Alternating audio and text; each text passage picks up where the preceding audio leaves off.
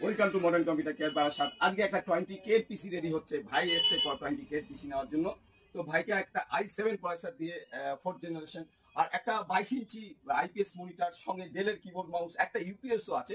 Total 20K এর দাম পড়েছে 20,000 টাকার মধ্যে ভাইরাল পিসি ভাই নিতে এসছে। ভাই কোথা থেকে এসছে? বসিরহাট থেকে এসেছি। বসিরহাট থেকে এসছে। তোমার নামটা বলো। সৌমদীপ হালদার।